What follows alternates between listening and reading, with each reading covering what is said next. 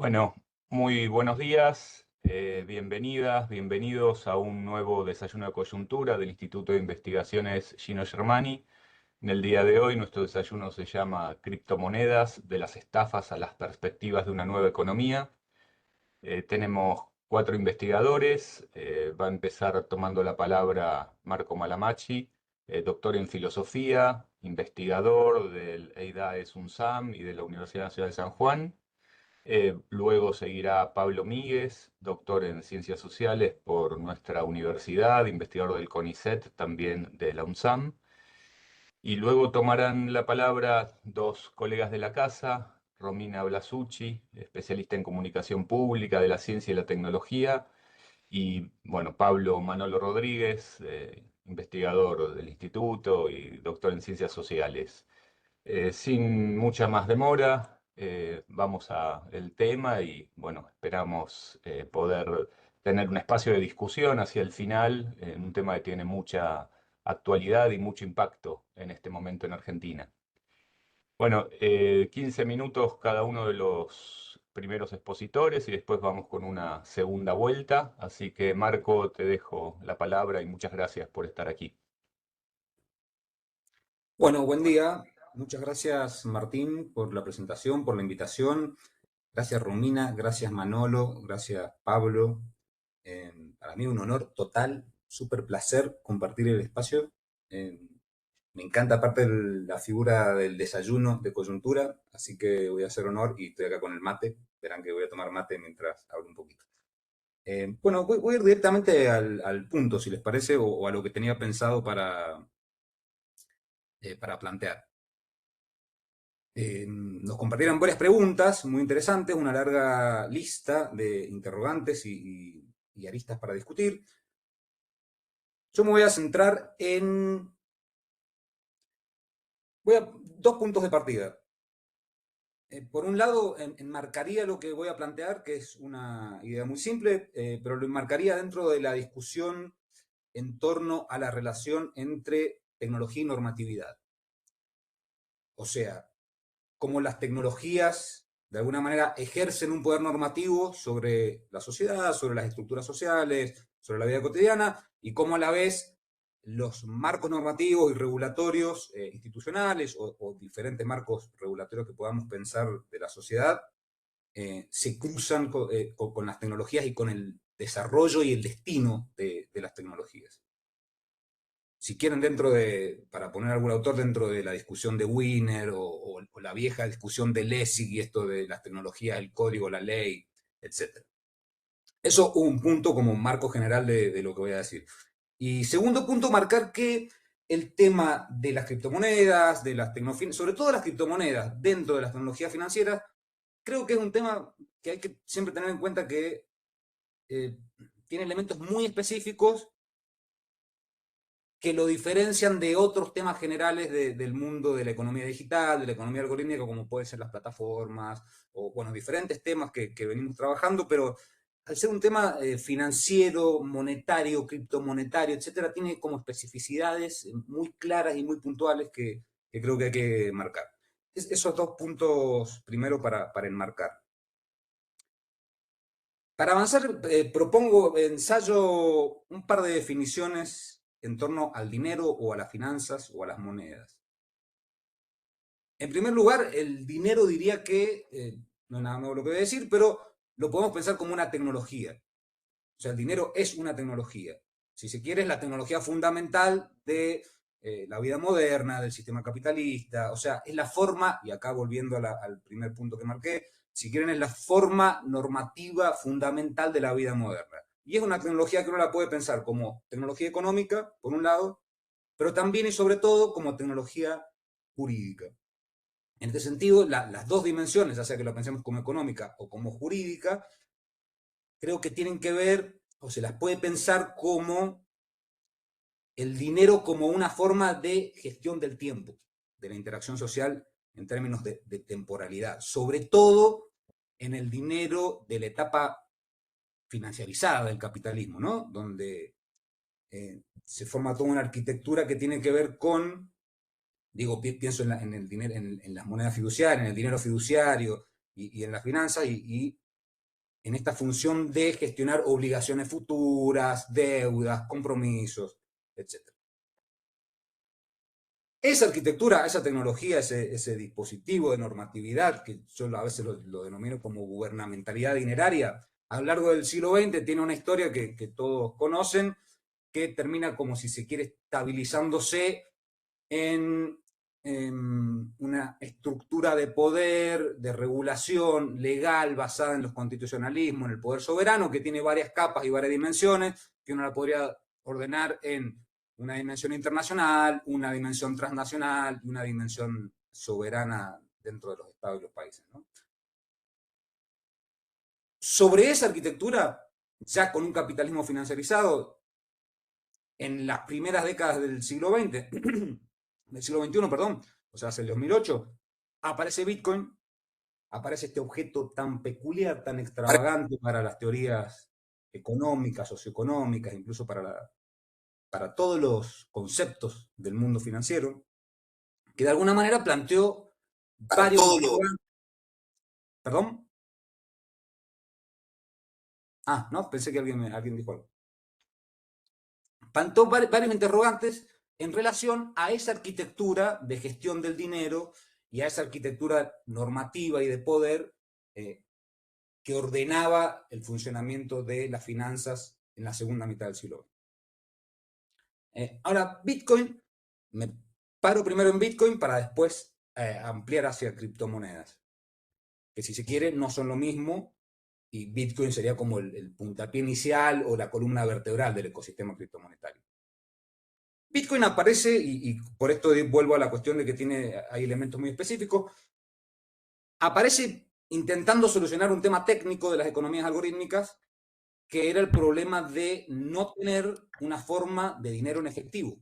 Existía en el mundo físico real, entre comillas, pero en el mundo virtual. Y ahí habían como dos preguntas o dos planteos, digamos, que uno se puede remontar a todos los manifiestos criptoanarquistas, al movimiento cypherpunk, etcétera, que es cómo lograr tener en las economías digitales una forma de dinero como el dinero en efectivo que permita el anonimato, que permita la informalidad, o sea, que no necesite de las terceras partes y las instituciones para generar circulación económica, o sea, cómo encontrar un mecanismo dinerario que permita el intercambio libre, sin instituciones que intermedien entre los agentes, ¿no?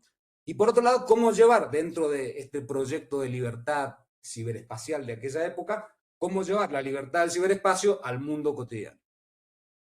Y ahí aparece Bitcoin, ¿no?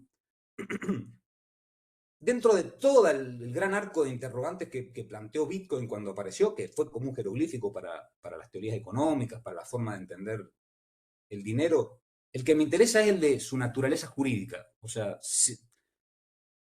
uno de los grandes problemas fue no contar con un marco para definirlo. ¿Qué era ese objeto? ¿Qué es ese objeto? ¿Dónde hay que ubicarlo para poder regularlo, para darle un sentido?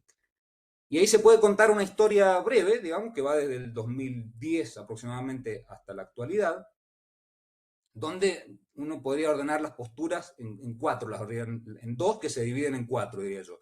Quienes estaban a favor y quienes estaban en contra de diseñar nuevos marcos regulatorios, tanto por la positiva como por la vía negativa en los dos casos. O sea, quienes estaban a favor de regularlo porque entendían que sin una regulación el ecosistema no podía escalar, o sea, quienes defendían Bitcoin y decían necesitamos una regulación porque si no el sistema no puede funcionar, y por la negativa quienes decían, bueno, necesitamos una regulación porque hay que limitarlo, porque esto es un peligro para el mundo, para el sistema financiero, para la sociedad, etcétera, porque es una puerta para las estafas, etcétera.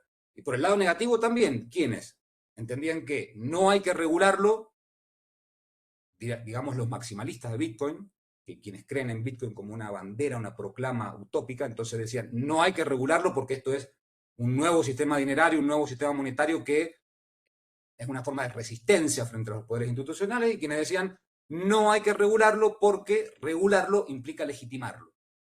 Con lo cual, si evitamos regularlo, simplemente queda aislado y en algún momento va a caer solo, digamos. Y ahí hay una breve historia que se puede contar que comienza entre el 2013 y el 2014, con los primeros casos de estafas que dan lugar a las primeras licencias.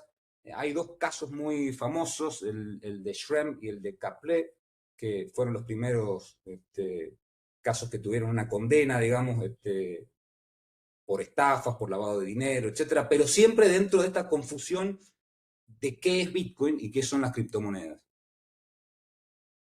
Y ahí digo, en esa breve historia, bueno, aparecieron las licencias, aparecieron los proyectos de convertir a Bitcoin en moneda de curso legal, se multiplicaron los sitios de intercambios, de exchange, las billeteras virtuales, etcétera. Aparecieron países que limitaron y que prohibieron y que lo declararon ilegal, otros países que intentaron armar alguna especie de marco regulatorio para que pudiera desarrollarse la tecnología y ver hacia dónde iba, qué dirección tomaba. Y ahí lo que yo creo es que los estados y los marcos jurídicos, lo que enfrentaron y lo que están enfrentando, pero hoy ya con una cierta estabilidad o ciertas soluciones que se han encontrado, y es el punto al que quiero ir, lo que tuvieron que enfrentar es este dilema de cómo gestionar en la era del capitalismo digital el imperativo por la innovación y equilibrarlo con el rol gubernamental del Estado. Y cómo seguir defendiendo derechos existentes, cómo atender los problemas macroprudenciales de los bancos centrales, etc. Bueno, ese para mí fue el dilema del Estado en estos 15 años, digamos. Cómo equilibrar la innovación con el rol gubernamental de las instituciones. Y lo que sucedió en esos 15 años es que se conformó un nuevo mapa de actores, se conformó un ecosistema que creo que es sólido, tiene su peso y su volumen, si bien todos están de acuerdo en que no tiene un volumen suficiente como para desestabilizar el sistema financiero, de todas formas es sólido y mueve una porción de capital grande, digamos. Y mi punto es que hoy eso se ha estabilizado en lo normativo porque hay una serie de leyes que se están funcionando. Podríamos tomar el ejemplo de Europa, el ejemplo de Estados Unidos, que este año sacó una ley, e incluso el estado en el que está Argentina hoy con la regulación de las criptomonedas. Si quieren, después en la próxima ronda podemos profundizar esto. Pero mi punto es que el sentido y la forma que se han consolidado, digamos, o que se han aprobado en estas normativas y que han entrado en vigencia, lo que han puesto en marcha es el ingreso a un mundo cuasi hayekiano, diría yo, en la práctica. Si bien los poderes institucionales y los estados no le pueden otorgar a las criptomonedas y a Bitcoin la figura de ser dinero y ser moneda de curso legal, de todas formas en las prácticas y en los usos, lo que se está consolidando es un mundo, digo cuasi hayekiano, porque es un mundo donde los bancos centrales y las instituciones, los organismos internacionales siguen funcionando y siguen regulando, pero al mismo tiempo hay un plurimonetarismo que funciona cotidianamente. Para recordar lo del mundo hayekiano, ¿no? Hayek, en su figura de la desnacionalización del dinero, lo que proponía era un movimiento de dinero libre, ¿no? Equivalente al movimiento de libre mercado, donde cualquiera pudiera emitir su dinero, la idea de que no hayan bancos centrales como gestores de la moneda. Entonces digo, estamos ante un mundo cuasi hayekiano porque, y acá cierro porque creo que me quedan poquitos minutos, en todas estas regulaciones dentro de la discusión de cómo enmarcar la naturaleza jurídica de este objeto tan extravagante como era Bitcoin y las criptomonedas, se los definió como criptoactivo, se los definió como valores digitales, bueno, se buscaron varias figuras y la que el consenso está en o definirlo como criptoactivo o definirlo como activo virtual. Para Europa es un criptoactivo, para la regulación de Estados Unidos es un activo virtual, para la regulación argentina hoy es un activo virtual. Pero sobre todo, a ver, el punto que quiero remarcar es que en todas estas regulaciones lo que se ha abierto es un mapa para que se puedan emitir fichas de dinero electrónico. Esa es la figura que usa, por ejemplo, la ley europea. Y hoy los marcos legales, bueno, imponen una serie de condiciones. Quien quiere emitir una ficha de dinero electrónico tiene que cumplir con ciertos requisitos, tener personalidad jurídica, dar todas las garantías de ciberseguridad, cuestiones con los datos, custodia, reservas, etc. Pero, por ejemplo, en la ley europea, lo que se ha hecho el criptoactivo para la ley europea tiene tres formas. La definición es, un criptoactivo no es moneda de curso legal, no es dinero. La ley es una ley muy larga que empieza por la negativa, empieza marcando qué no es un criptoactivo. Por ejemplo, una acción no es un criptoactivo, un depósito bancario no es un criptoactivo, pero un criptoactivo se define en base a tres criterios que tienen que ver con cómo ese criptoactivo estabiliza su valor. Entonces, o es un criptoactivo que se llama ficha de dinero electrónico porque estabiliza su valor en referencia a una moneda de curso legal, o es una ficha electrónica, un criptoactivo que no es ficha de dinero electrónico porque estabiliza su valor en referencia a cualquier otro, ya sea derecho, acciones u otro criptoactivo, o es un criptoactivo que no es ninguna de las dos anteriores, ¿sí? Que no estabiliza su valor ni con moneda de curso legal, ni con acciones u otras criptomonedas. En base a esas tres categorías, queda abierto el mapa, y esto está en la ley europea, lo dice así la ley europea, a ver, lo tengo por acá. Queda abierto el mapa para evitar la fragmentación normativa y para promover la convergencia hacia finanzas transfronterizas. Y ahí, bueno, habilita el mapa al juego de emisiones de fichas de dinero electrónico. Con lo cual ahí yo creo que en la práctica, efectivamente, ese es un mundo hayekiano. Si bien en la ley la figura no es que esto sea dinero, en la práctica las fichas de dinero electrónico se usan para pago, cumple con todas las funciones y con todas las características del dinero. Con lo cual, no sé cómo voy con el tiempo, creo que estoy en los 15 más o menos. Mi punto es que en ese juego, volviendo al principio, querían marcar esto en la cuestión relación entre tecnología y normatividad, cómo se cruzan y cómo se van influyendo las dos dimensiones. Hay una disputa geopolítica, hay un ecosistema creciendo, que es el ecosistema de criptoactivos, y si bien los estados y las regulaciones de alguna manera imponen su poder y ejercen, digamos, la prerrogativa para la gestión del dinero, en la práctica no solo queda habilitado, sino que, bueno, hay una tecnología que permite el despliegue, diría, de un proyecto hayekiano de formas de dinero, de plurimonetarismo. Bueno, creo que ahí más o menos puedo como sintetizar cuál es el punto que me interesa, digamos. Les dejo la palabra a Pablo Miguel, creo que sigue, ¿no? Bueno, gracias, Marco. Sí, seguimos con Pablo. Hola, buen día, ¿qué tal? A ver, ¿me ven? No, No, ahora, nos No, ahora desapareció. sí. no Hola, te escuchamos. bueno, buen día a todos, a todas, a todos. Gracias, Marco, por la presentación. Eh, yo, a ver, pensé la invitación. Primero agradezco mucho también la invitación. Es un gusto compartir esta charla. Ahí yo intenté pensar el problema también con la guía de las preguntas que nos pasaron y a la vez, antes de tener la guía, cuando fue la invitación acerca del problema, a mí se me ocurrían las dimensiones que se podían trabajar y algunas están ahí en las preguntas y otras no. Me ayuda un poco que, bueno, Marco habló muy bien de la discusión de la naturaleza del dinero, de cómo afecta la cripto a esta discusión.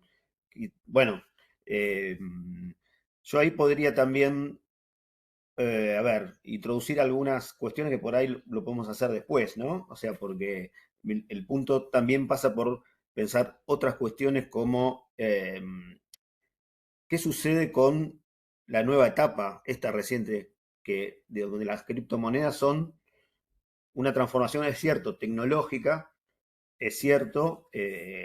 Yo quizás al problema lo puedo pensar también entrando desde ahí, pero a partir de, digamos, de la tecnología que está detrás, que es la tecnología de blockchain, que es la idea de cómo hay una base de datos distribuida, protegida criptográficamente, organizada en bloques de transacciones que están relacionados entre sí matemáticamente, que supuestamente, bueno, no pueden ser alteradas, que, en fin, todos los beneficios de la tecnología blockchain que presuponen una infraestructura, una red global de ordenadores que gestionan esta enorme base de datos. Podríamos entrar por la cuestión tecnológica. Ahí hago un punto porque tampoco es cierto, y yo comparto con esto digamos, yo leí el libro de Marco muy atentamente, la verdad me pareció muy interesante el intento de conectar las discusiones sobre la naturaleza del dinero, las disciplinas que están detrás, ¿no? La sociología económica, la antropología económica. Y es un tema que, digamos, la naturaleza del dinero, por eso no pretendo discutirlo ni en 15 minutos, es imposible abarcarla, ¿no? Imagínense que, digamos, es una discusión que va desde la economía política hasta la filosofía, y es cierto que la cripto introduce como un desafío adicional, que en parte, también hace pensar en digamos, dónde está inspirada las teorías del dinero que se sostienen. Ahí habló rápidamente Marco de la discusión del siglo XX, ¿no? Cómo pasamos de moneda mercancía, del patrón oro, a las monedas fiduciarias. Hoy aparecen, digamos, bueno, antes también apareció el dinero electrónico y ahora estamos con la cripto. Entonces es un poco, digamos, sofisticado dar una especie de respuesta final a cuál es la naturaleza del dinero, y creo que eso, digamos, es un tema en sí mismo que no me animaría a dar por cerrado, porque también el tema del dinero se mueve en una lógica de un modo de producción de mercancías, que es el capitalismo de siempre, que, digamos, resolver la cuestión del dinero en parte es fundamental, pero también uno podría ampliarlo a estudiar digamos, la naturaleza, no, cómo funciona el capital dinero, diría Marx, ¿no? No solo el hecho de que hay una lógica que tiene que ver con los dispositivos de pago, sino que eso se embrida con una economía real. Entonces, ahí se vuelve complicado porque justamente tenemos la complejidad de pensar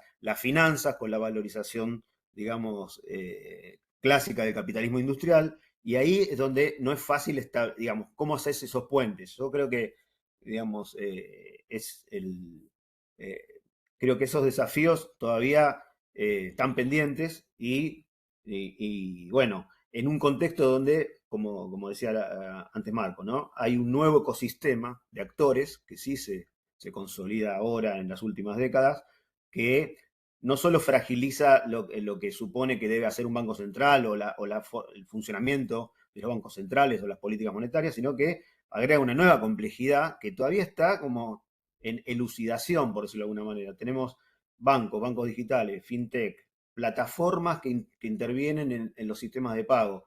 Bueno, establecer, digamos, la lógica de funcionamiento, las jerarquías que ahí se imponen, es algo que está como demasiado cerca en el tiempo, todavía no podemos tener claro hacia dónde va. Si afecta o no la estabilidad, la fragilidad de las finanzas globales, también es un tema que se discute. Ahí quizás en algunas consideraciones hay una apuesta quizás a contribuir a la estabilización, y otros van a decir todo lo contrario, que van al contrario, que es favorecer la fragilidad del sistema.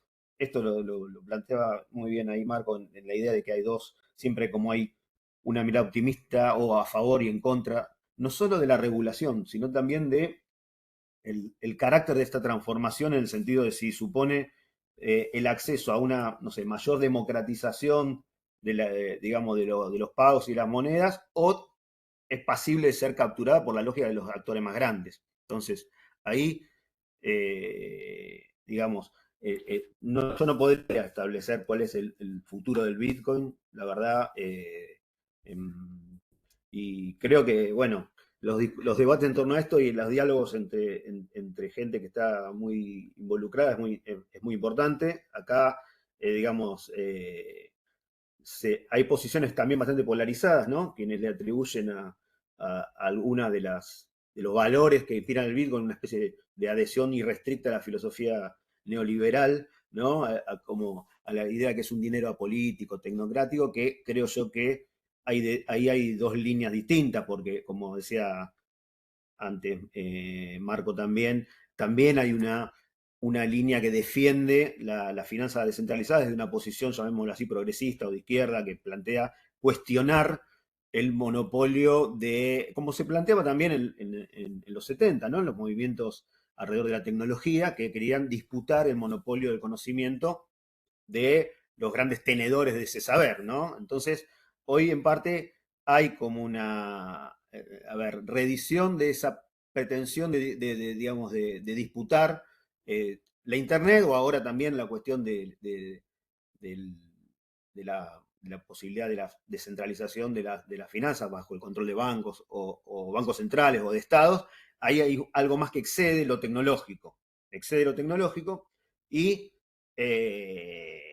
y yendo un poco a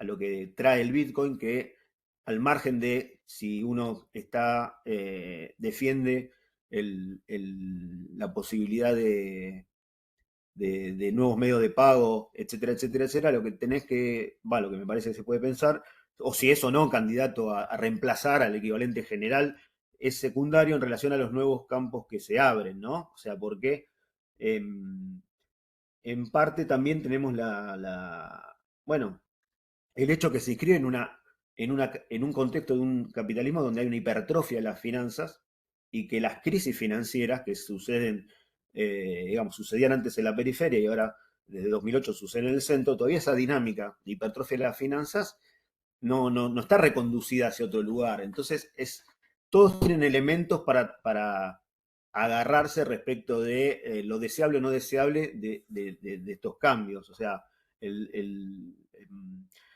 el, el hecho de que hay una lógica de un poder político, del Estado, y si eso está por encima o no de la lógica técnica, también es algo que, digamos, uno puede pensar que, a ver, el balance es difícil de establecer, ¿no? O sea, como si ponemos a la moneda como relación social, también tiene lógicas que no son solo técnicas, también pensemos que lo tecnológico también es una, es una relación social. Entonces, discutir o ver cómo se produce una especie de disputa en la cuestión de lo tecnológico y lo monetario, digamos, es parte de la naturaleza de la cosa. Entonces, eh, yo vi que en el comienzo de las preguntas había una inclinación a pensar el problema en relación a cómo ahora en Argentina, a raíz, bueno, del caso Libra o si se quiere, de si se quiere, el mayor conocimiento que estamos teniendo en relación a las criptomonedas, aparece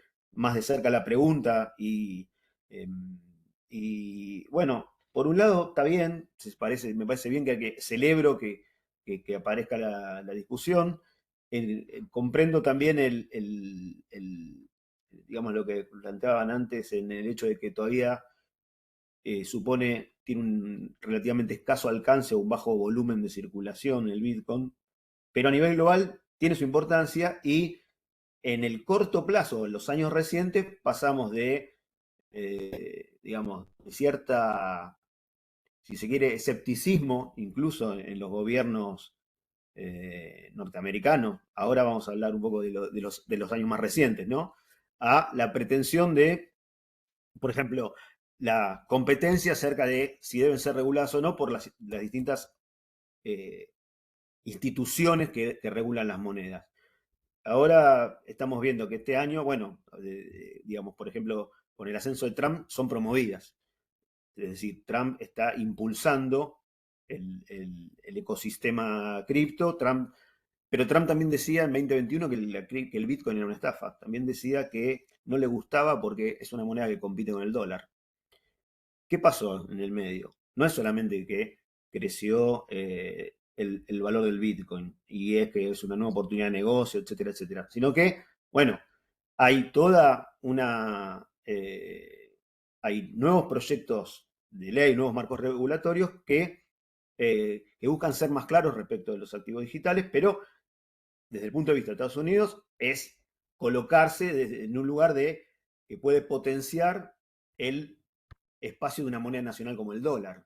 Digo, a mi modo de ver, todavía está difícil que puede haber un desacople absoluto de las monedas, digamos, digitales con respecto a las monedas nacionales. Ahí salió esa, digamos, la ley Genius que en realidad propone o permite a las corporaciones privadas emitir monedas estables, ¿no? Eso, digo, eso es bastante reciente, a pedido posiblemente de las grandes empresas tecnológicas, y además, no solo eso, sino que hay una ley que prohíbe a la Reserva Federal emitir una moneda digital de Banco Central, es decir, que compita con esas cripto privadas. Entonces, eso es un marco que en cierto modo tiene, digamos, es reciente, porque hasta hace poco tiempo, por ejemplo, los casos de fraude que se mencionaban, sí, se investigaban y ahora parece que la SEC está dejando de investigar o está reduciendo su énfasis. La moneda estable es una criptomoneda que está vinculada a una moneda fiduciaria que ya existe, como el dólar, ¿no? También, digamos, deben ser respaldadas por activos en dólares, ¿no? O sea, y el problema de esas monedas estables es que por ahí no son tan estables. O sea, había, por ahí seguro el caso de esta moneda estable Tether o algo así, no me acuerdo, sí, que cuando se supo que solo el 4% de los activos en efectivo eran los que cubrían, enfrentó una corrida y no pasó nada, pues no estaba regulada, ¿no? Ahora van a estarlo en teoría. Entonces, eh, en fin, desde el punto de vista de los que promueven las cripto, están los que no querían regulaciones, los que ahora las quieren.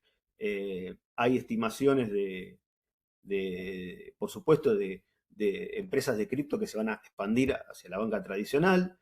El volumen de la circulación, según Goldman Sachs, puede llegar a los 2 billones de dólares, que es el 10% del M2 en Estados Unidos, ¿no? Es realmente impactante el espacio que pueden tener para adelante.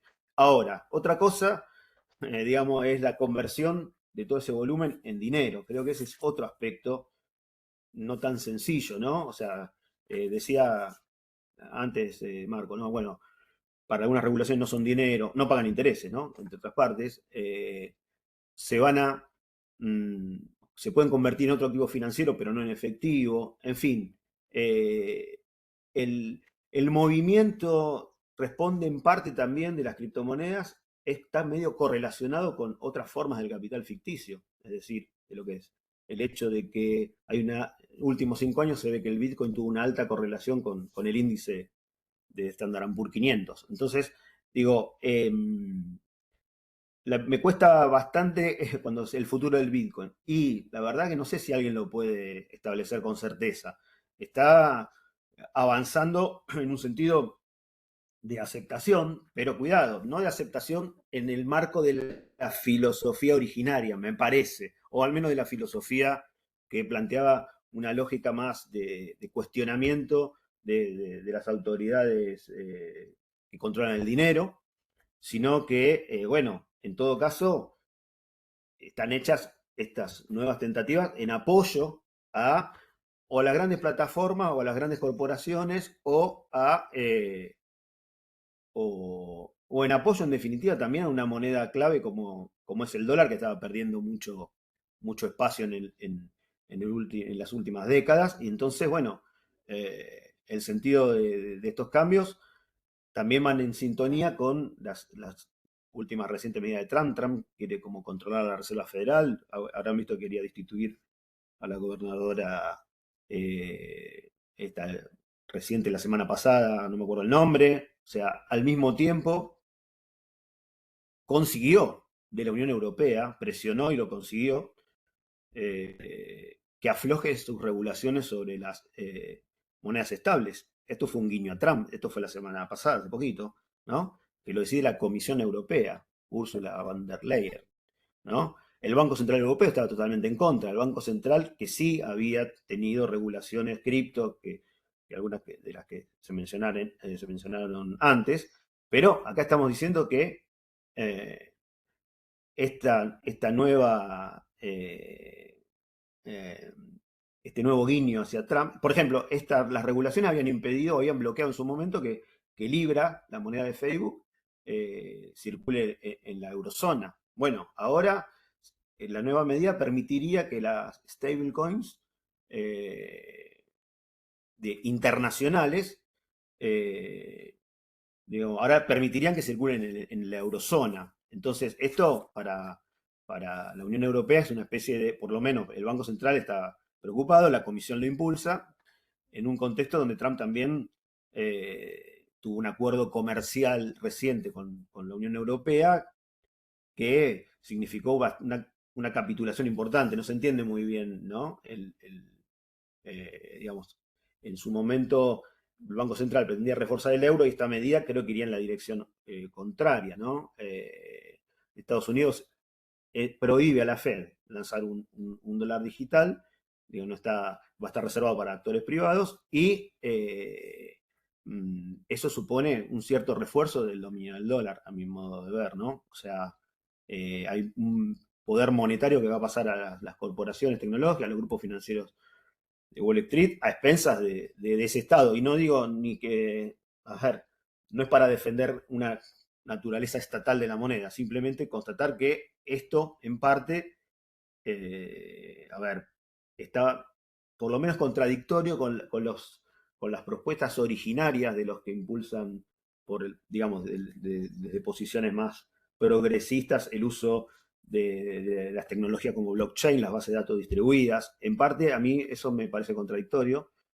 Y también, bueno, no lo puedo dejar de pensar en relación con el riesgo, el riesgo sistémico, ¿no? Ahí hay muchas instituciones que advierten sobre, a ver, la posibilidad de blanqueo de dinero con activos digitales, en fin. El hecho de que todas las reservas para sostener los tokens estén en Estados Unidos supone como una, una dolarización digital, por decirlo de alguna manera, ¿no? Con los problemas de la dolarización, pero y me parece que todavía no está ni empezando, está como en los pañales, perdón, en los comienzos, ¿tá? Todavía no está muy claro dónde conduciría esto y tampoco uno no terminamos de evaluar si esto es una iniciativa individual de Trump, que también tiene empresas ahora de criptomonedas, o es un apoyo a un movimiento un poco que él entiende sirve para impulsar al dólar. Lo digo sobre todo por la expresión de algunos años, cuando él no quería las criptomonedas porque competían con el dólar, y su idea como de tener recuperar la importancia de esa moneda nacional en esta competencia geopolítica que tiene en el mundo con China. Bueno, como verán, es difícil separar los múltiples aspectos que pueden tener relación uno pregunta, bueno, no es simplemente definir una naturaleza de dinero, sino acá hay una lógica de la finanza internacional, una lógica que, a ver, como que potencialmente podría conducir hacia lugares muy distintos, ¿no? Entonces, lo mismo que, digamos, que sucede con la tecnología, por eso, en parte, el, el planteo de Marco de que esto es un tema tecnológico es muy cierto, y es tecnológico y también social en un sentido más amplio, en el sentido de que, bueno, las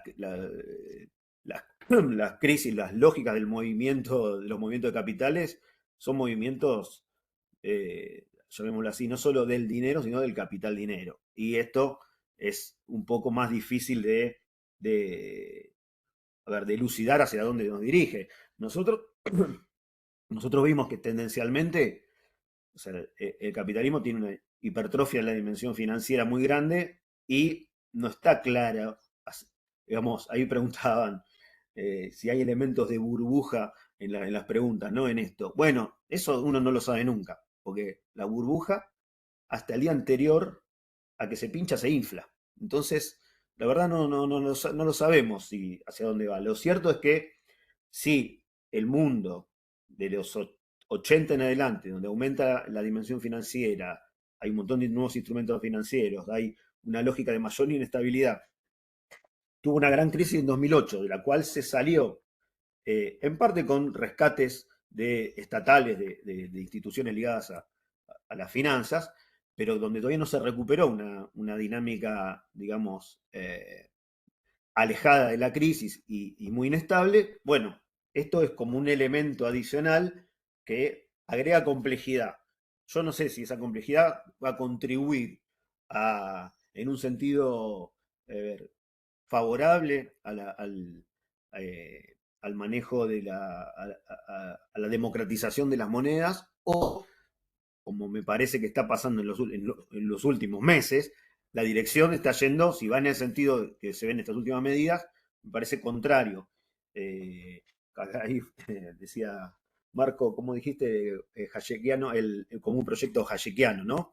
Y bueno, y en parte, eso no sé si digamos, a ver, no sé si no me preocupa más que me alegra, porque, a ver, en su momento, ahí cuando discutían los defensores Pablo, de... Sí, un me pasé, ¿no? minutito, Sí, así perfecto, que ya estás perfecto. pasado. Sí, en su momento, cuando, digamos, los defensores de, si se quiere, o los críticos de las regulaciones estatales, los que provienen de las ideas neoliberales o de la Montpellier, también tenían diferencias respecto de si para salir de esa regulación voy a volver, ¿qué quiero? ¿Volver a un patrón oro o flexibilizar los tipos de cambio? Bueno, ganó la versión monetarista, flexibilicemos los tipos de cambio. La versión volver al patrón oro, políticamente imposible, la defendían los defensores, digamos, lo defendían la línea más de Hayek y la economía austríaca. Entonces, ese patrón oro, esa idea de patrón oro como, digamos, eh, como la lógica global del capital y no estatal, bueno, había sido rechazada si se quiere, por la, por la evolución de la resistencia de las trabajadores a la disciplina monetaria que imponía el patrón oro. Esto lo cuenta muy bien el libro de Carpolangi, ¿no? O sea, el hecho de que, bueno, políticamente era insostenible los desequilibrios del sector externo que eran pagados por la clase trabajadora. Eso, en los 30 en adelante, fue morigerado. Ahora, cuando eso tampoco siguió funcionando, algunos pretendían volver a lo anterior y otros dicen, no, flexibilicemos los tipos de cambio. Y eso, que se impuso, la lógica más de los monetaristas de Chicago, desestabilizó, aumentó la fragilidad de las finanzas y todavía no salimos de esa cuestión. No sé si hay una salida clara, pero ese es el contexto de aspectos que están en juego con la discusión más de las criptomonedas. Yo digo, no, quizás lo tomo por el lado más de una economía política, con relación a los cambios técnicos, y entiendo que está abierto a múltiples disciplinas que plantean la discusión muy bien. O sea, eh, acá, bueno, Marco escribió un libro enorme sobre el tema y relacionando la antropología económica, la filosofía. Bueno, el punto es que en la lógica de la economía, la lógica de digamos, una dinámica compleja como la del capitalismo, no me parece simple establecer ese futuro de las Bitcoin, porque también es el futuro de la finanza de un capitalismo que es, llamémoslo así, cognitivo y financiarizado. Entonces, digamos, por ahí, digamos, la charla se derivó un poco más amplia a la cuestión de la cripto, del caso Libra y Argentina, pero no quería dejar de comentar estos aspectos que siento que están conectados y que en parte, bueno, son algunas de las cosas que están trabajando investigadores como Marco y también como, bueno, Manolo, Romina también está en el tema, así que yo celebro mucho estar acá para dialogar con ellos. Bueno, gracias Pablo y le pasamos la palabra Sí. a Romina. Adelante, Romina. Hola, hola, ¿qué tal? Em, bueno, antes que nada, súper agradecida de poder estar acá, esta oportunidad. Súper contenta de compartir este espacio con los compañeros. Em, y bueno, súper interesante lo que ha planteado tanto Pablo como Marco. Em, bueno, yo les quería compartir hoy un poco lo que vengo pensando sobre el caso Libra y en realidad relacionándolo un poco, yo diría, con un rincón de ese mundo plurimonetario hayekiano que un poco planteó Marco. Em, digamos, este es un rinconcito, podríamos decir, de ese mundo eh, plurimonetario, ¿no? Lo que vengo a contar y a compartir con ustedes. Em, Básicamente les propongo pasar muy rápidamente por el caso Libra porque es súper complejo. Yo me voy a quedar con un dato. Luego contarles un poco también brevemente sobre las meme coins, muy brevemente, eh, para después pasar un poco lo que vengo pensando sobre cómo podemos comprender un poquito más, em, digamos, esto que pasó y cuál es el interés, ¿no? En este tipo de activos. Y por último, una hipótesis de trabajo que se desprende de eso. Bien, bueno, arranco así, no se me va el tiempo. Eh, bueno, con respecto al caso Libra, simplemente me quedo, entiendo que más o menos tenemos todos un conocimiento sobre el caso, me quedo con un dato, que es que antes del posteo presidencial hubieron 74 billeteras que operaron con el token Libra o ficha, como decía Marco, ¿no?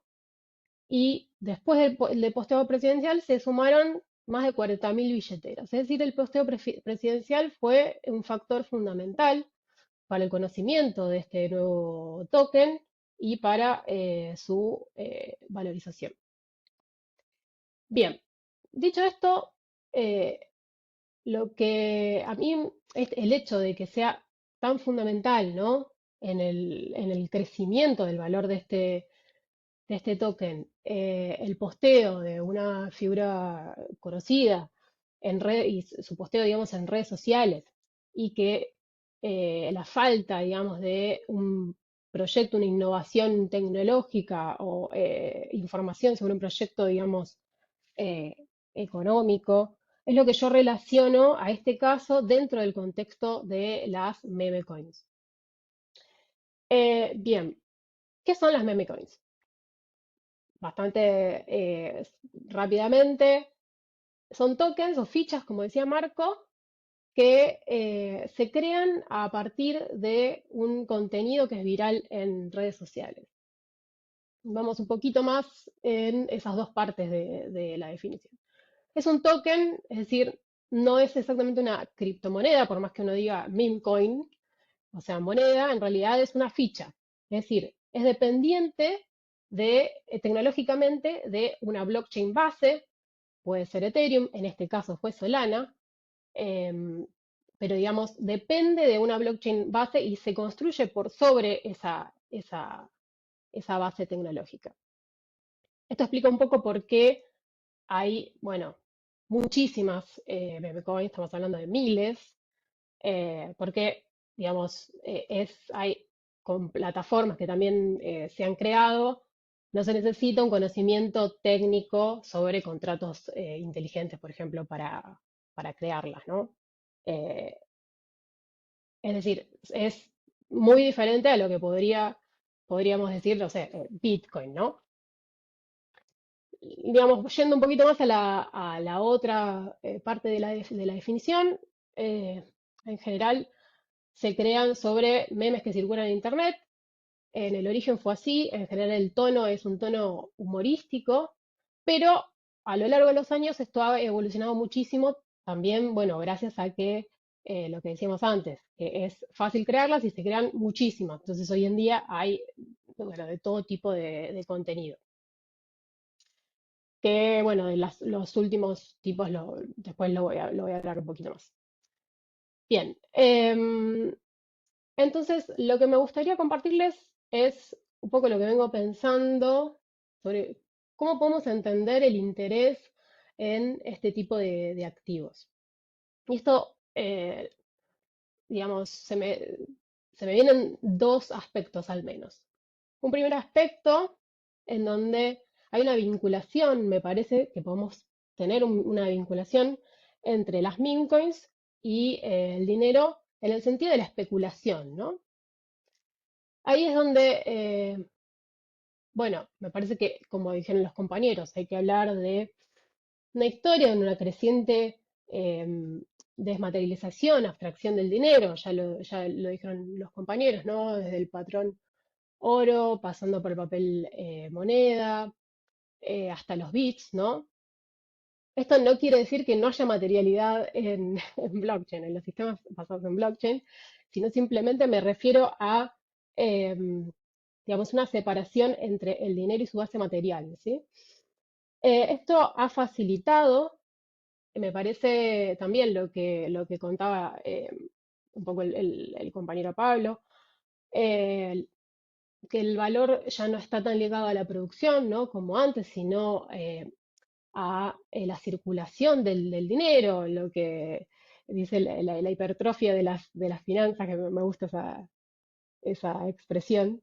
Em, pero bueno, y entonces me pareció interesante reponer un poco lo que contaba Simmel, ¿no? En la filosofía del dinero, sobre cómo se va sacando las singularidades de los objetos que sirven como medios de intercambio para que quede esa indiferenciación total, ¿no? Dice él, que para que sea el dinero tiene que ser, en su forma más acabado, tiene que ser esa indiferenciación total, esa falta absoluta de forma, ¿no?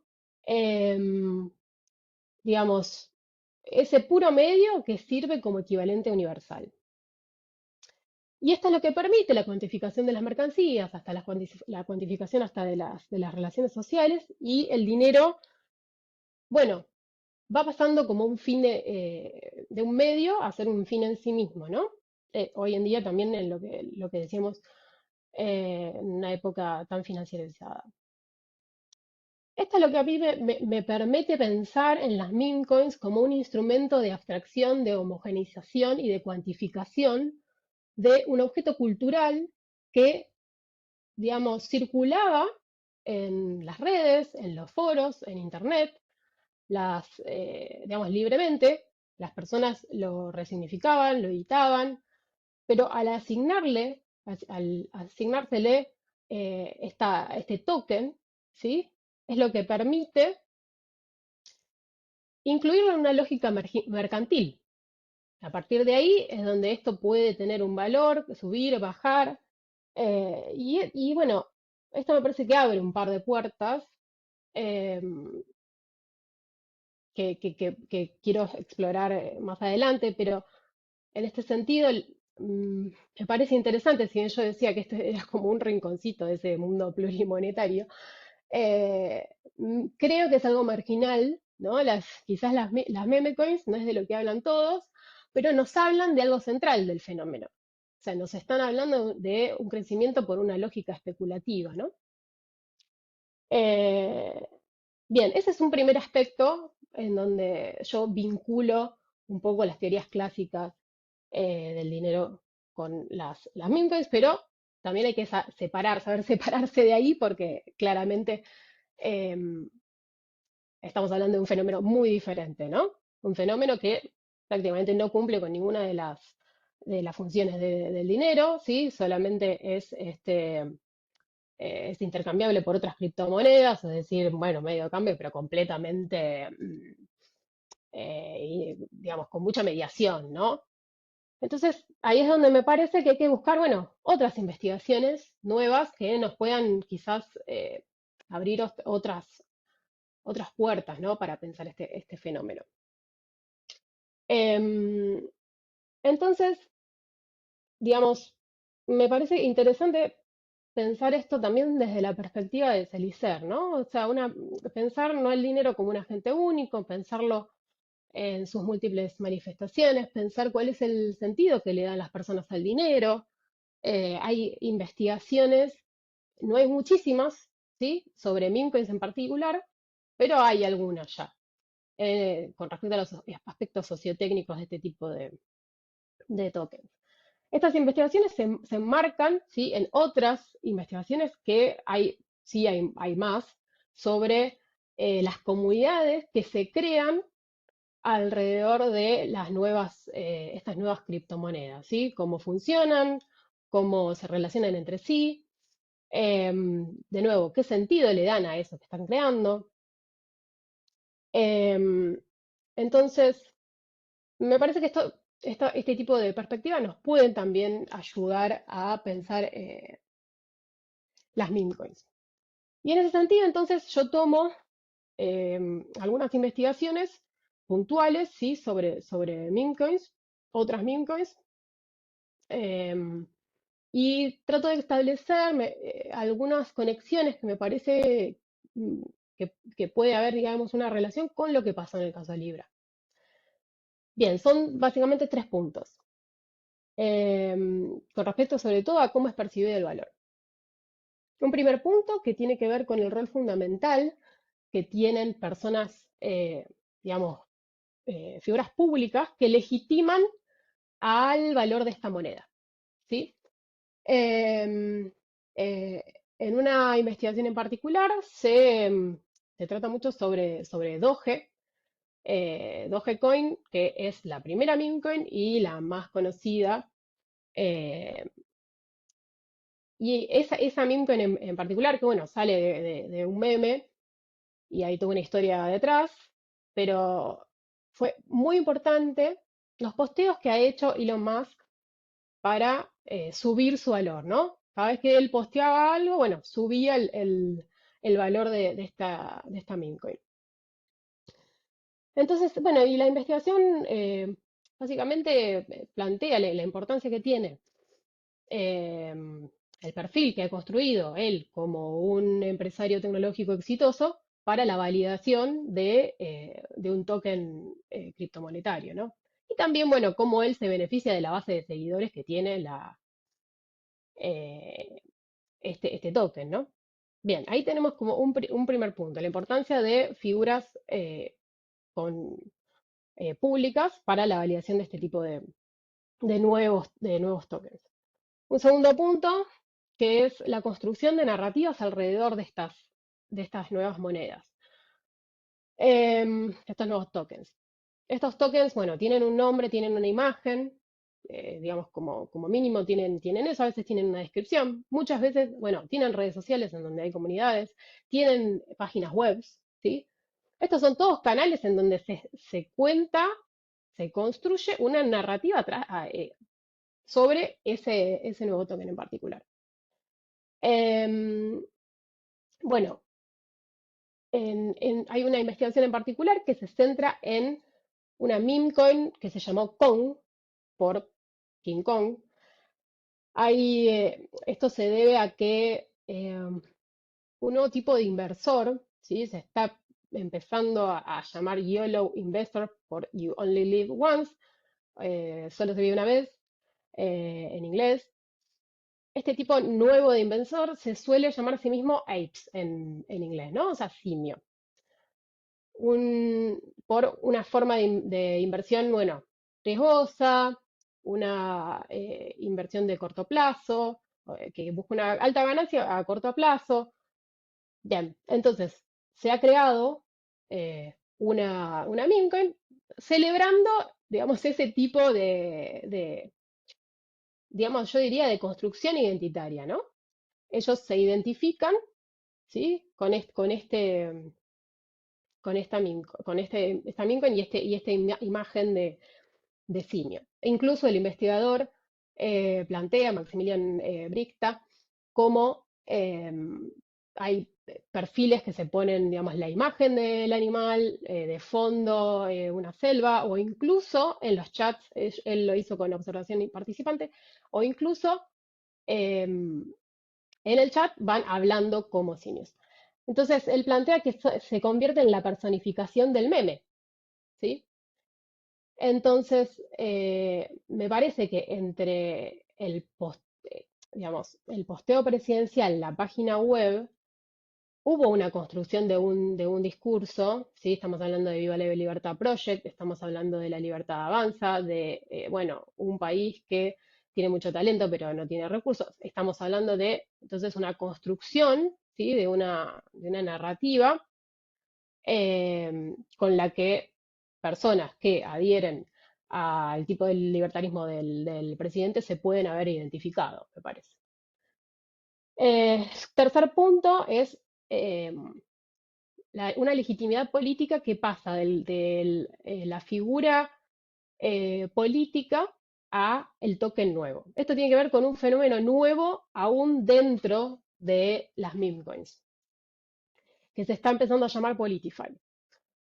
Tiene relación con lo que decía Pablo, es decir, la primera de estas meme coins relacionadas muy estrechamente, digamos, con política fue MAGA, por Make America Great Again, que celebra el eslogan del presidente Trump.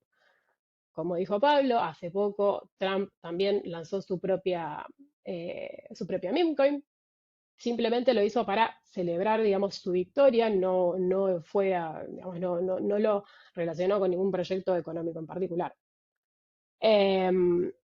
Entonces, estos investigadores lo que hicieron fue rastrear cómo el valor de estas meme coins se despega del valor de las criptomonedas en general y cómo ese valor, digamos, sube o baja según lo que va haciendo el candidato, ¿sí? Bueno, me parece que hay una legitimidad de lo que decíamos antes. Es una figura política, ¿sí? El que hizo el posteo, sí, pero, digamos, es una figura pública, sí, pero no cualquier figura. Es el jefe de Estado del país en donde se iba a implementar este proyecto. Entonces, eso le da legitimidad, le dio legitimidad, me parece, puede haber sido percibido como un apoyo, ¿sí? A este nuevo token. Bien, eh, todo esto porque no sé cuánto voy, em, lo que me interesa más que nada, sí, bueno, voy redondeando. Em, Más que nada es poner un poco en cuestión un discurso que me parece que fue un poco construido de parte del oficialismo, de parte de algunos de los imputados, también en el caso Hayden Davis, de que esto que pasó fue un casino, ¿no? Y si bien me parece que es muy interesante abrir, digamos, digamos, un camino de investigación, ya está, bueno, ya está abierto, ¿no? Pero en pensar este tipo ¿cuál es la relación entre este tipo particular de inversiones financieras y las apuestas? En este caso en particular, creo que no fue así, al menos por dos puntos. Primero, porque si se llega a comprobar las maniobras fraudulentas en el pool de liquidez, no estaríamos hablando de azar, sino de un desequilibrio de información entre el inversor y los que crearon la moneda. Y como un segundo punto, y ahí es donde, bueno, introduzco y les comparto esta hipótesis de trabajo, me parece que en el caso de Libra se tensionó, digamos, la expectativa de ganancia, ¿sí? Lo que hablábamos antes de una expectativa especulativa de ganancia, con una cierta, hasta ahora lo llamamos construcción identitaria, pero bueno, una identificación con una narrativa que se construyó alrededor de ese token. Y bueno, obviamente que esto tiene que ser contrastado con entrevistas y bueno, espero trabajar en eso en el futuro. Gracias, Romina. Gracias. Bueno, Pablo. Hola, ¿qué tal? Bueno,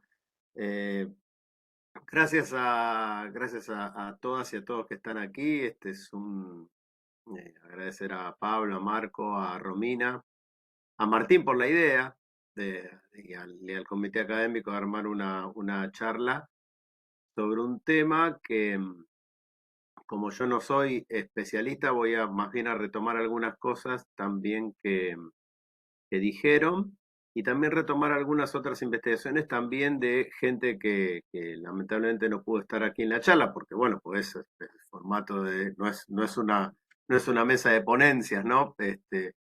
Pero también rescatar otras investigaciones que están haciendo en función de, la verdad, tratar de entender de una forma lo más cercana al sentido común de qué se trata esta cuestión de las cripto, ¿no? Entonces, yo creo que de lo que plantearon, yo estoy con el beneficio de hablar último, ¿no? Siempre tiene el beneficio de que puedes retomar el anterior y enganchar por ahí. Pero yo quiero hacer un poco eso y otro poco lanzar un par de preguntas o de cuestiones para relanzar la discusión, ¿no? Para tener una segunda ronda. De lo que dijeron Marco, Pablo y Romina, me parece que hay 2 o 3 cuestiones que me parece importante destacar. Si el título de este desayuno de coyuntura es de las estafas a las perspectivas de una nueva economía, podemos decir que lo primero está claro y lo segundo no. ¿Sí? Está claro que hay que es una plataforma para realizar estafas, está claro, pero que no está claro aún que haya la perspectiva de una nueva economía, en parte porque todavía estamos en el coletazo de una economía, voy a retomar esto que dijo Pablo de la hipertrofia financiera, y de una economía que no, alejada de los estados de equilibrio, como diríamos en términos de la física, ¿no? O sea, es una economía, esta economía mundial, inherentemente inestable, me parece.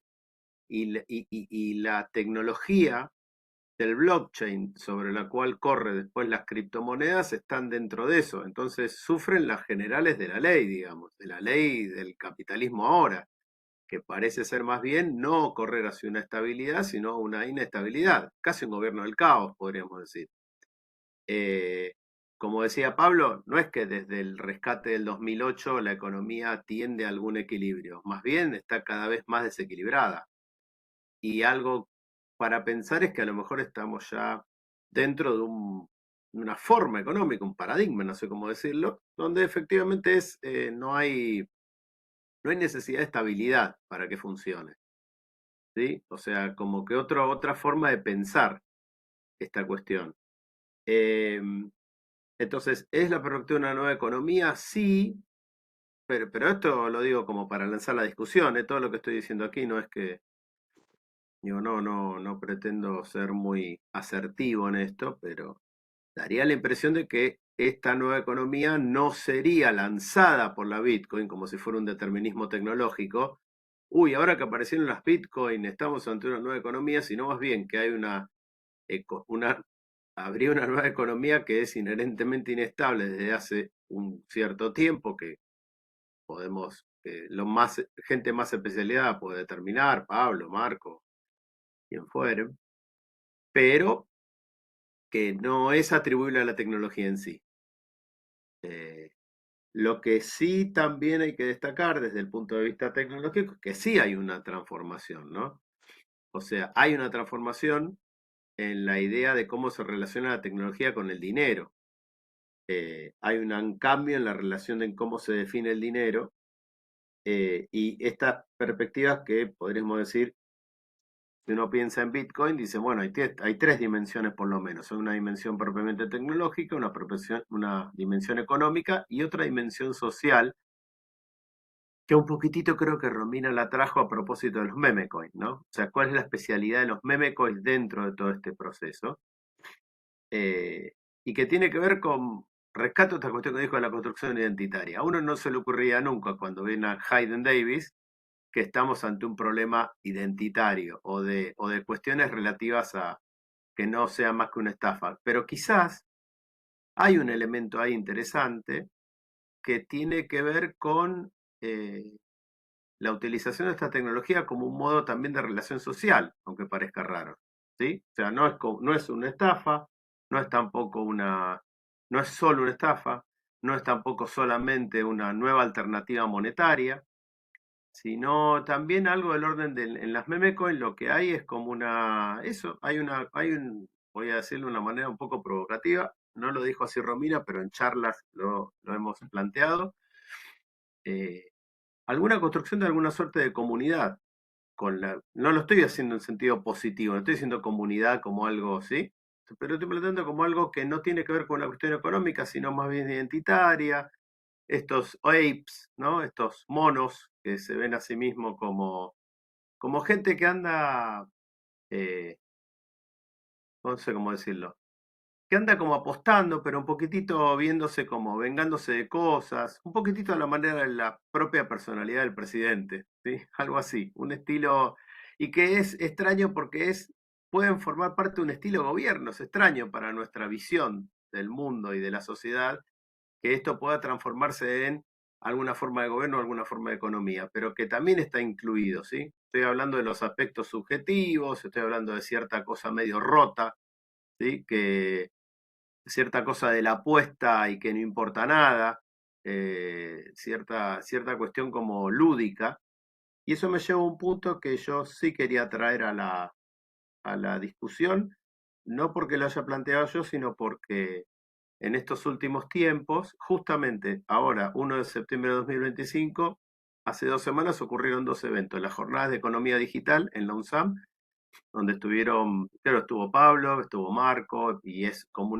un ámbito de discusión de estos temas, y la semana pasada en Paraná el coloquio de filosofía de la técnica, donde hubo una mesa sobre economía digital. Y hay un elemento que salió, se los comento para sumar a la discusión, que es algo así como una gamificación, ¿sí? Una ludificación. Hay como un componente en este mundo cripto de hecho, cuando Marco decía fichas de dinero electrónico, se me ocurría la ficha de una ruleta, ¿no? Una ficha de casino, que tiene que ver con que hay algo que esta especie como de nuevo tipo de finanzas que alude a a una especie de relación intrínseca con el modo en que funcionan los videojuegos o los juegos online, ¿sí? Hay una forma gamificada que además también tiene curiosamente una expansión en cuestiones también de de la popularización de estas finanzas, ¿sí? Desde el punto de vista tecnológico es recontra complejo, de hecho se llama criptomoneda, se habla de minería, hay una minería, la generación de un código adicional supone una minería, tecnológicamente es re complejo y sin embargo hay mucha gente, no solo especialistas, sino gente, si se me permite, entre comillas, común, que invierte en cripto. Tenemos una anécdota muy interesante, estaba en Río de Janeiro, había tomado un taxi y el tipo nos contaba cómo mientras ocurría el taxi, pero aparte, ¿por qué quiso contarlo? Mientras ocurría el viaje, cómo él estaba invirtiendo en cripto y cómo estaba ganando plata a partir de esto. Y había algo del orden de que también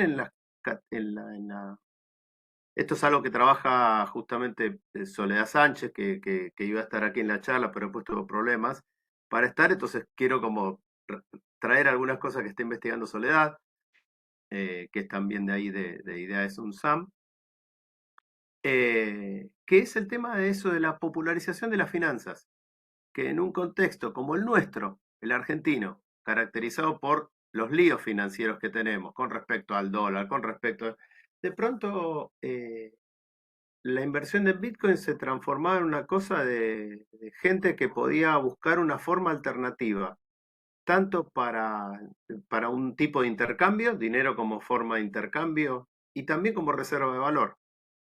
Y ahí obviamente se incluyen las estafas, ¿no? La gente que lo quiere usar como reserva de valor puede sufrir una estafa.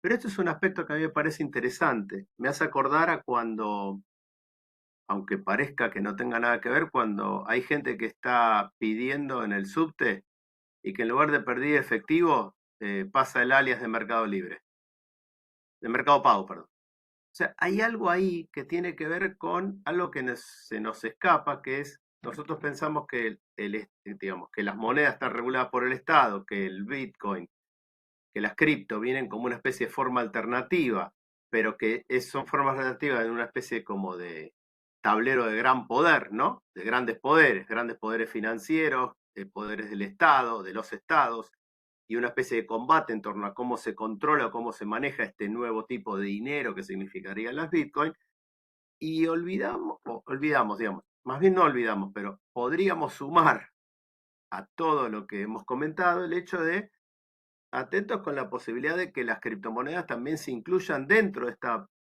especie como de popularización o de generalización de, de la timba financiera, para decirlo de manera muy poco académica, ¿sí?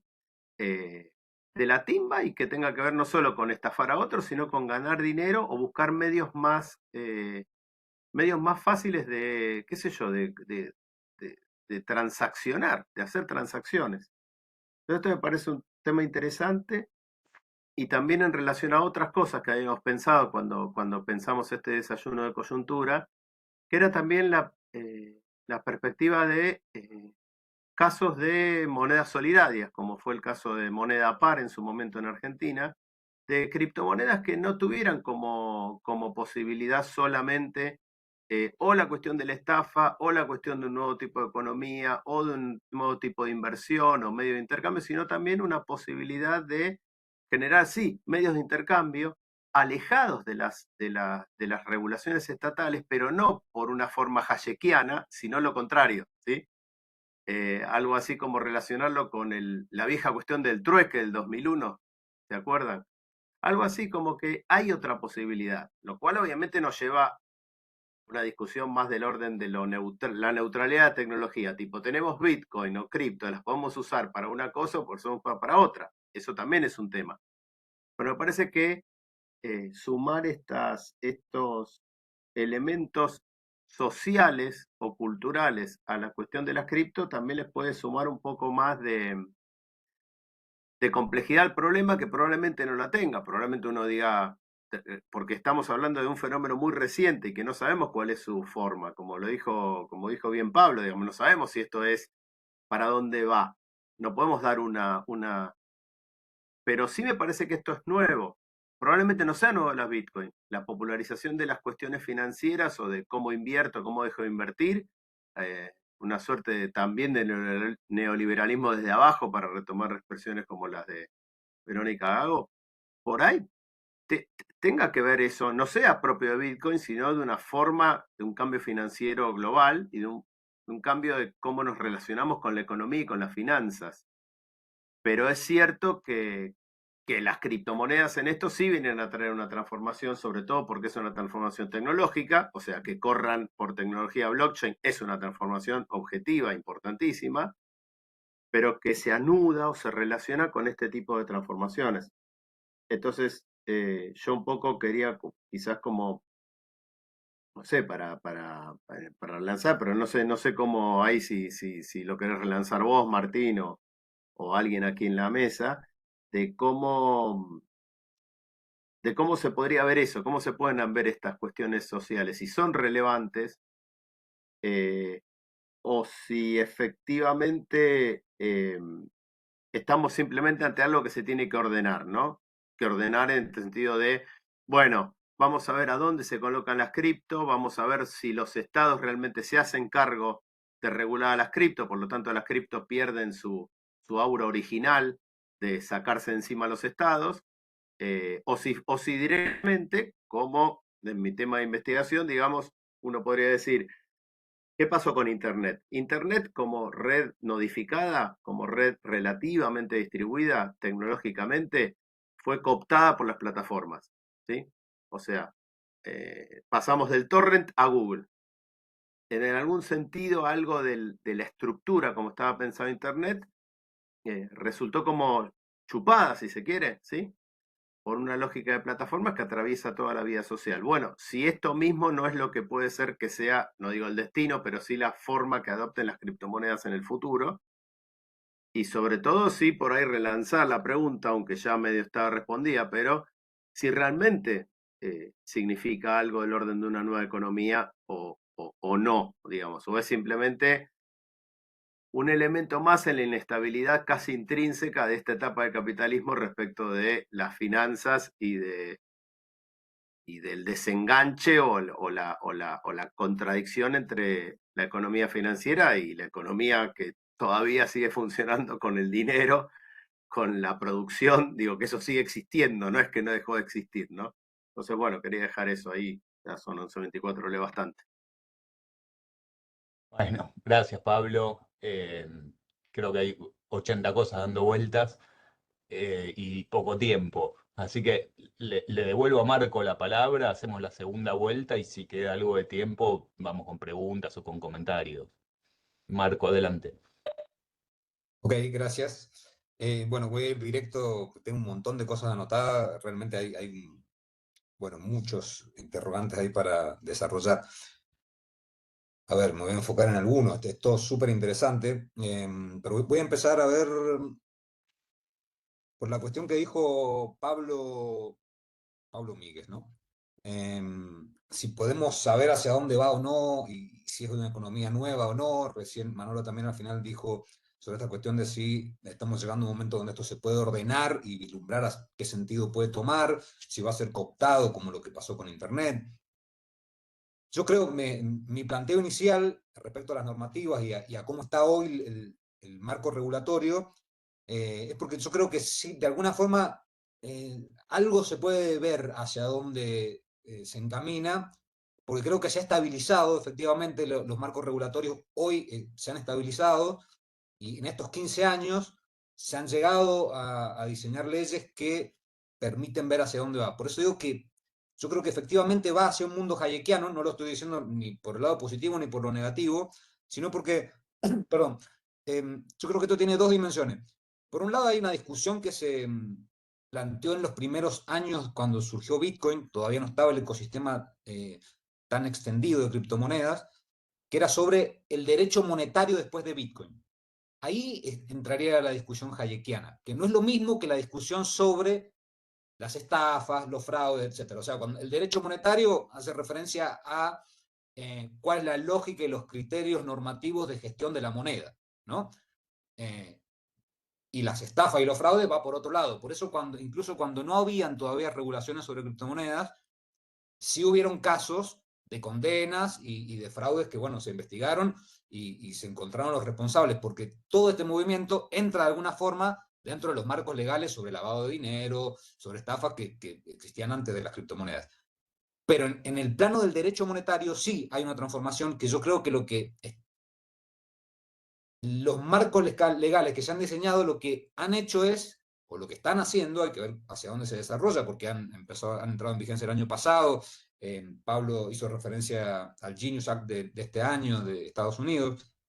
Legitiman un mundo hayekiano en el sentido que se establecen criterios y reglas para que se puedan emitir fichas, tokens, como queramos llamarlo a eso, como querramos llamarlo.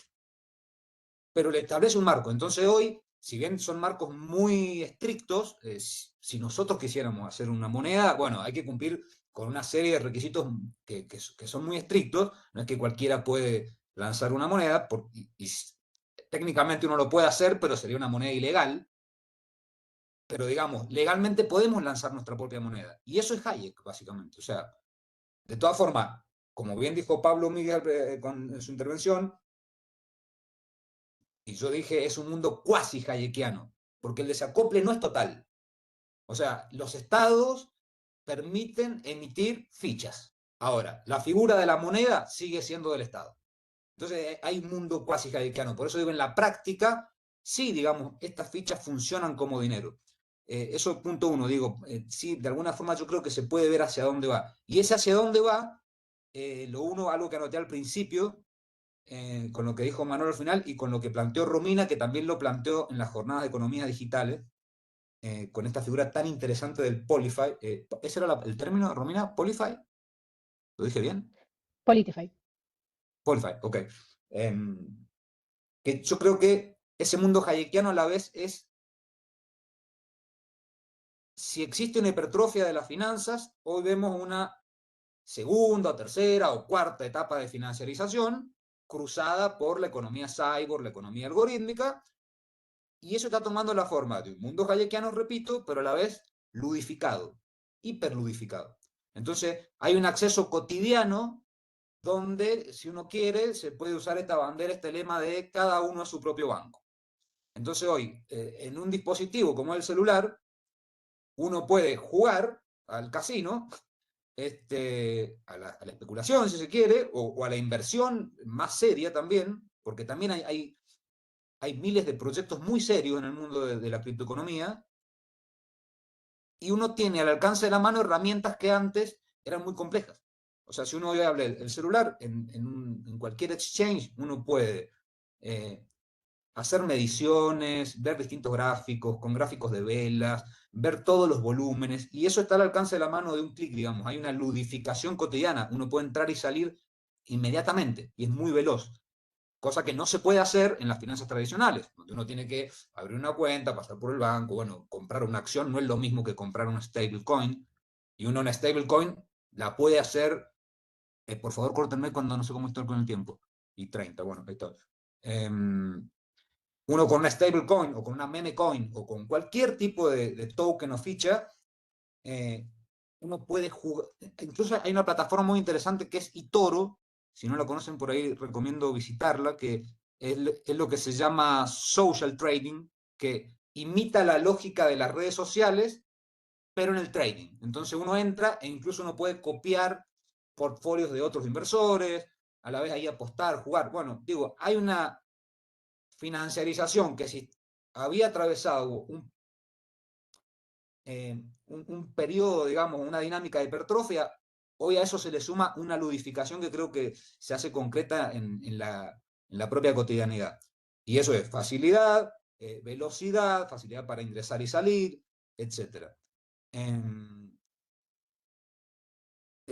Digo, para resumir el punto de este mundo hayekiano ludificado, la figura del Polify me parece que es muy interesante, porque justamente, por ejemplo, así como cualquiera podría hoy diseñar una moneda y ponerla funcional en algún exchange, es incluso una herramienta para los políticos, digamos, para una figura política o una figura famosa. De hecho, entre 2015 y 2020, no sé si conocerán los casos, pero muchos famosos del deporte lanzaron sus monedas, que casi todas, digamos, quedaron en nada, pero muchos de futbolistas lanzaron sus monedas. Así como hizo Trump, también existieron antes, no sé, la moneda de Ronaldo, la moneda de muchas figuras del deporte que hicieron no sé si son meme coins o no. Y para cerrar con el cuestión estafas, entonces digo, derecho monetario, está la cuestión de qué es si es legítimo o no, o si es legal o no emitir dinero privado, sería el punto. O si el dinero lo tiene que emitir el Estado. Yo creo que todas estas monedas, si bien, por eso fui a los marcos regulatorios, en el marco regulatorio no se lo define como dinero, no se las define como moneda, porque justamente los bancos centrales no pueden conceder eso, ahí hay una lucha. Sí, en el uso cotidiano trabajan como dinero. O sea, uno puede pagar con una stablecoin. Yo cuando hice mi tesis, y agradezco a Pablo Míguez la referencia al libro, mil gracias, es un honor total que un referente como Pablo haya hecho referencia al libro, pero digamos, en mi investigación para esa tesis, usé un montón de billeteras cripto para ver cómo funcionaban, y efectivamente uno en el uso cotidiano funciona como dinero. Pero claro, la ley no lo puede aceptar como dinero. Entonces, bueno, le pone otra categoría, pero en la práctica me cuesta decir que no es dinero. A la vez depende cómo definamos dinero, ¿no? Pero digamos, tiene todas las características. Sirve para unidad de cuenta, sirve para reservar valor, sirve para especular, sirve para pagar, sirve para intercambiar. Es muy líquido, con lo cual, bueno, ahí hay una pregunta si hay una nueva forma de dinero o no. Y yendo a las estafas, el ecosistema cripto respecto a la estafa de Libra, quienes lo venimos siguiendo, el ecosistema cripto está muy habituado a ese tipo de estafas. O sea, está lleno. Todo el tiempo hay ese tipo de estafas donde hay un montón de especuladores esperando el momento para entrar y salir en el momento justo para hacer la diferencia. Lo particular en este caso fue que hubo un presidente en el medio. Eso fue lo novedoso de esta estafa. Pero así como hay estafas, también hay miles de proyectos muy serios. De hecho, Solana, que fue la plataforma donde se hizo esa estafa, es una plataforma que funciona muy bien y que adentro hay muchos proyectos que funcionan muy bien. Y hay, bueno, cientos de proyectos que proyectan o tratan de aportar elementos técnicos para una supuesta economía, nueva economía, o una economía cyborg, o una criptoeconomía. Bueno, no sé si me fui mucho por la rama o si estoy, pero le dejo la palabra a Pablo Barromina, no sé quién va a seguir. Bueno, me toca a mí. Sí, te entiendo porque yo también no paraba de escribir cuando hablaban todos, así que, y me voy a ver de todo el lío de papeles que me hice, vamos a ver si sale una continuidad de la discusión. Yo también noté el mismo punto que vos, ¿no? Esta expresión de Manolo, los dos puntos. La cuestión si hay un gobierno, la posibilidad de un gobierno del caos, vos planteaste ahí, Manolo, hablaste de un gobierno del caos, y ahí creo que la diferencia está entre los que consideran eso como positivo o como negativo, porque vos, supongo, cuando hablas de esto lo pensás en un sentido negativo, nadie está... Bueno, muchos promotores del Bitcoin te dirían lo contrario. Puede haber un caos autorregulador. Entonces, digo, ahí me hace que sí, Marco, y entonces el punto, y si él lo dice que escribió un libro fenomenal y enorme sobre esto, entonces me siento más tranquilo. El hecho de que a ver, la idea de que, a ver, a largo plazo necesito un tiempo, necesito un, pero nos lleva a la idea de que hay un caos autorregulador posible. Esto lo dice sobre todo un gran promotor de la, si se quiere, de la descentralización, que es Dee Hock, que lo debe conocer seguro, Marco, que es el fundador de Visa. A ver, Visa es, Visa en realidad era una red de telecomunicaciones, envía mensajes de pago por todo el mundo, garantiza que cada acción que se ejecuta, que se aprueba, se ejecute, o sea, se lo garantiza a los bancos, ¿no? Le garantiza que no se lo va a defraudar, que Visa lo va a cubrir. O sea, estabiliza una idea de confianza, esto que se trabaja tanto en la cuestión del dinero. O sea, Visa no fabrica ni vende tarjetas, no mueve dinero, no vende postnets, ¿sí? Visa se convierte en un punto central de confianza. Bueno, Bitcoin no tiene un punto central, ni siquiera es una empresa y digamos que es un código abierto, pero la idea de que podría producirse o presuponer la idea, dijo que habla de organización caórdica, un caos que puede producir un orden, que necesita tiempo para madurar. Bueno, o sea, la idea de caos autorregulador también supone un posicionamiento. O sea, a ver, es como una apuesta, a ver, un poco, a ver, súper optimista y también, a ver, una apuesta a favor de los desarrollos, vayan para donde vayan. Entonces, digamos, la idea de que necesita tiempo para madurar me hace acordar también de la idea, bueno, eh, que justamente iría de la mano de alguien que se opondría a esas cuestiones de Keynes. A largo plazo estaremos muertos, decía Keynes. Bueno, no sé, o sea, no para defender a Keynes, pero sí la idea de que, bueno, si adherís a la idea de que el caos puede ser autorregulador, todo termina teniendo sentido. Ahora, si vos suponés que el caos es caos y, bueno, ahí irías para el otro lado. Pero bueno, en todo caso, me gustó la referencia recién de Marco, de decir, bueno, una cosa es, diferenciamos la moneda de los tokens y la ficha, y ahí uno podría ver, digamos, que pueda seguir existiendo la moneda estatal y las reglas para emitir fichas o token serían otra cosa. Bueno, el tema es si esas fichas o token van a estar ligadas también, en este caso, al dólar en los últimos debates, ¿no? Así que ya en el futuro podríamos seguir, digamos, la discusión alrededor de esta cuestión. El otro tema es el de la subjetividad, ¿no? ¿Qué tema? Bueno, son todos, nos proponemos grandes discusiones, parece, ¿no? Desde la idea de caos, la idea de autorregulación, teoría de los sistemas, ahora vamos por la cuestión de la subjetividad, no le esquivamos nada. El, por supuesto que hay un elemento siempre el capitalismo tuvo que generar un tipo de subjetividad adecuada para su lógica de funcionamiento. O sea, en la última etapa, por supuesto, eh, esa transformación, digamos, ese peso de lo subjetivo, lo inmaterial, lo cognitivo, crece de manera exponencial y en algunos segmentos, los más, si se quiere, creativos, disruptivos, aparecen lógicas de gamificación. Yo recuerdo, Manolo, tu tesista, que yo fui jurado hace tantos años, que hablaba sobre el desarrollo de videojuegos. Digamos, yo conocía un poco, mucho el sector, porque yo trabajé con el sector de software durante 10 años y había la lógica del trabajo de los desarrolladores de videojuegos, tenía la cuestión de la gamification, etcétera, muy fuerte. Y a nadie se le escapa que hoy con la lógica, digamos, de los influencers, etcétera, eso está a la orden del día, ¿no? Y algunos lo consideran un indicio de popularización, ¿no? Decía Manolo. Pero también, bueno, el hecho de llevarte a la lógica del juego también supone cierta infantilización, en mi modo de ver. Entonces, ahí recuerdo que en los debates sobre el trabajo, la naturaleza del trabajo, decíamos siempre, bueno, ¿qué es lo que se opone al trabajo? Bueno, la idea del juego. El trabajo es heterodeterminado y en principio el juego no lo sería. Entonces, el trabajo nunca podría ser un juego. Acá vemos que sí. O sea, esto es interesante, pero en todo caso, digo, bueno, el hecho de que tenga esa difusión y que, bueno, también no sé, la mayor parte de la población mundial son jóvenes. O sea, y eso le genera capilaridad, difusión, etcétera. Y en todo caso, no me parece el principal problema o aspecto de la cuestión.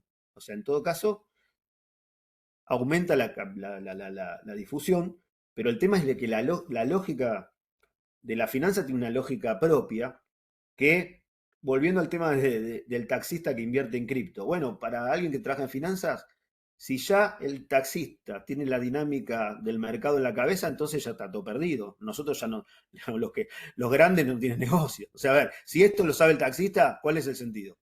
¿Se entiende? O sea, acá, digamos, a lo que voy es que no es tanto la subjetividad, sino una lógica propia digamos, de la valorización, digamos, del capital en su sentido más amplio.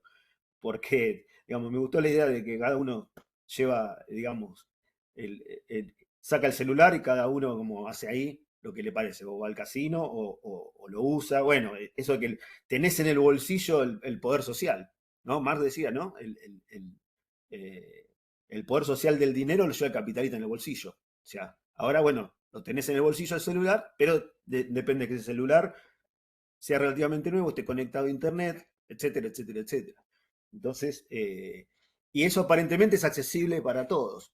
Bueno, minar cripto tampoco se hace de una PC, no es que es accesible para todos. ¿Sí? O sea, son computadoras un poco más sofisticadas, está en discusión la pertinencia del gasto energético a nivel global, que significa el uso de los servidores para esto. Bueno, hay un montón de otras cosas que también entran en juego, que por supuesto exceden un poco la cuestión de la cripto.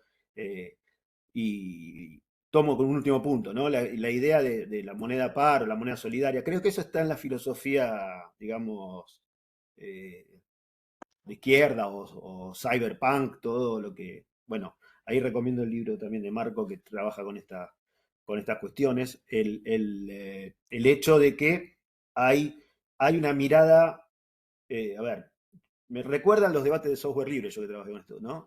Hay un optimismo en el software libre, hay como pero también en la discusión de la tecnología en el mundo de Silicon Valley. O sea, el Silicon Valley siempre tuvo como, digamos, hoy yo diría que los CEOs y las empresas tecnológicas tienen una mirada que no es la misma de los desarrolladores y los trabajadores de esas empresas de Silicon Valley. O sea, ahí podríamos encontrar que, bueno, no necesariamente digamos, esta como, a ver, por un lado, la ideología californiana tenía todo el carácter libertario, pero no en el sentido, digamos, que hoy se usa la palabra, y por otro lado, bueno, supo ser como decía Manolo, capturada por las dinámicas estatales y de las corporaciones. Entonces, la verdad, yo podría tener al comienzo una mirada más, si se quiere, como optimista, de interrogante. Esto puede ir en una dirección,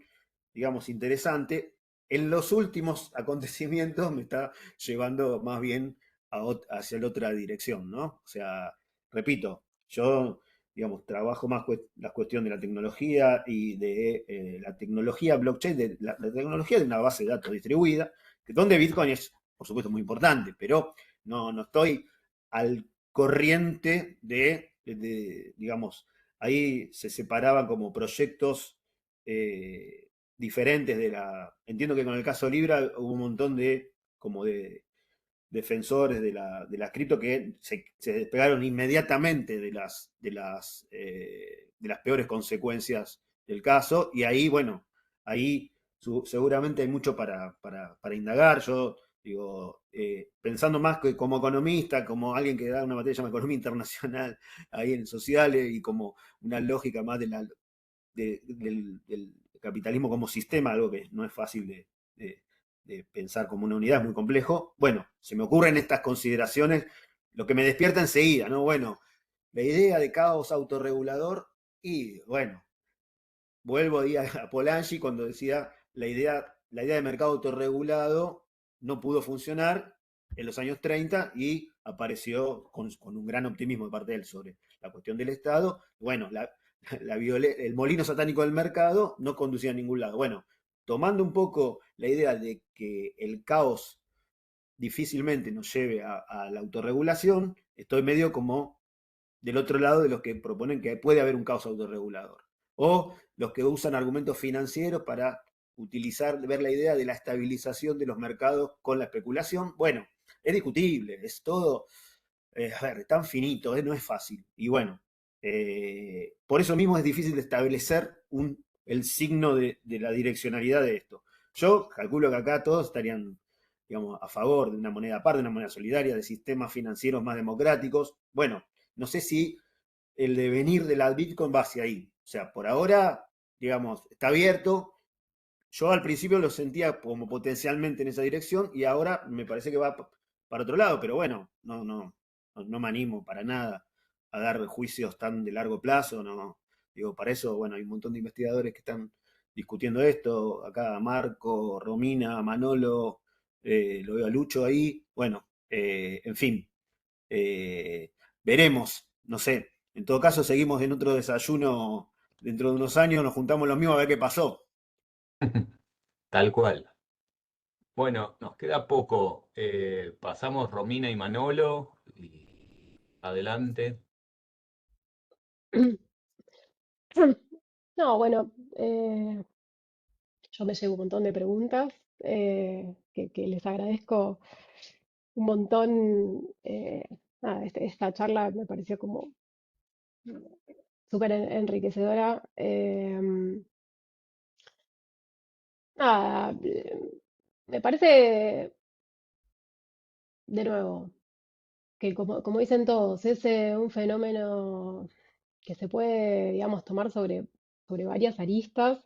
Em, Marco, yo también leí tu libro y lo tomás desde realmente aristas muy interesantes y súper bien investigadas. Em, digamos, me parece por ahí interesante, ¿no? Esto de quizás al principio cómo se hizo mucho, al principio, digamos, del nacimiento de blockchain, cómo se hizo mucho énfasis en que es una tecnología autorregulada, la cual en términos tecnológicos uno, digamos, hay parte de cierto claramente, ¿no? Con las pruebas de consenso, eh, digamos, cómo es una tecnología por ahí, se decía, ¿no? En inglés, trustless, que no necesita confianza, se decía antes, ¿no? Em, en donde se confía en el código, ¿sí? La confianza se deposita en el código. Y bueno, a lo largo de los años, mm, cada vez hubo más investigaciones y desde la propia comunidad, me parece, cripto, también cada vez mucha más conciencia de la importancia, de nuevo, de la comunidad que confía, eh, que confía en esa criptomoneda, pero que también construye confianza, ¿no? Digamos, ¿cuáles son los aspectos, de nuevo, sociales? em, que van legitimando, ¿no? Estas nuevas monedas. Y en ese sentido, de nuevo, al ejemplo del taxista, estamos hablando de hoy en día, digamos, la financiarización también de la vida cotidiana, ¿no? O sea, hay dispositivos móviles que nos permiten hacer este tipo de inversiones, ¿no? De manera, eh, digamos, individual, no está ya el broker como antes, eh, y cada persona puede elegir de alguna manera en dónde invierte y de dónde saca la información, de dónde busca información o cómo es que decide. Ahí, nada, me parece que el aspecto por ahí de las plataformas sociales que hablan, ¿no? sobre esta nueva economía, tiene un punto fundamental, ¿no?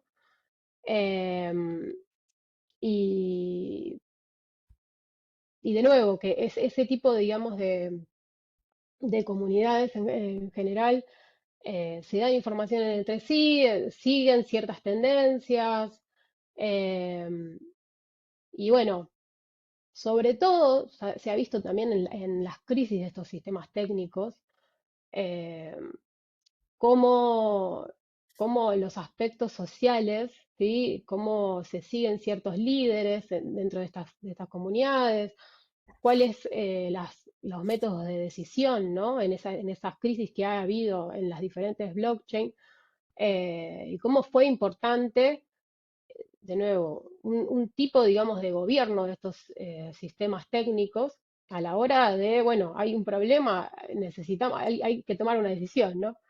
Eh, nada, y me parece que está bueno reponer eso y sobre todo para acrecentar un poco el lado, si queremos, de nuevo, cuál es el lado social de estos sistemas técnicos y perderle un poco el miedo, desmitificar un poco esta cuestión de la trustless o un sistema que no necesita de confianza.